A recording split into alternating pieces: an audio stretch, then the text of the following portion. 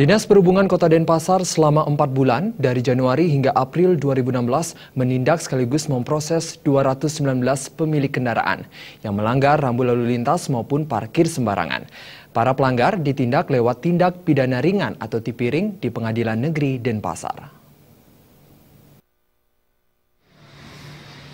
Kepala Bidang Pengendalian Operasional dan LLAJ Dinas Perhubungan Kota Denpasar, Iketut Sriawan mengatakan, kendaraan yang melanggar langsung diproses. Sebagian besar kendaraan tersebut parkir sembarangan, baik di trotoar dan jalan dengan rambu-rambu larangan parkir. Penertiban yang dilakukan petugas LLAJ di Sub maupun razia gabungan bersama TNI, Polantas, serta instansi terkait lainnya selama 4 bulan menindak 219 pelanggar. Semua pelanggar ditilang dan diproses di Pengadilan Negeri Denpasar. Penindakan pelanggaran lalu lintas dan angkutan jalan sampai saat ini kurang lebih sekitar 219 kendaraan sudah kita tindak.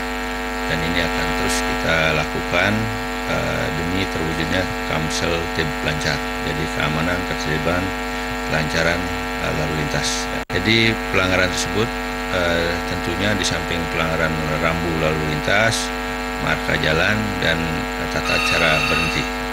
Ya, himbauan kita tentunya dalam rangka mewujudkan Denpasar Kota Sehat, budaya tertib lalu lintas, dan Denpasar Kotaku Rumahku.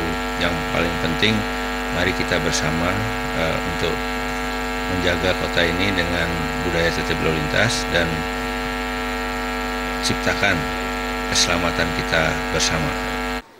Ditambahkannya, langkah tegas tersebut bertujuan memberikan efek jera bagi pemilik kendaraan agar tidak parkir sembarangan di jalan maupun trotoar. Masyarakat diharapkan kesadarannya dalam mentaati peraturan yang berlaku demi keselamatan bersama.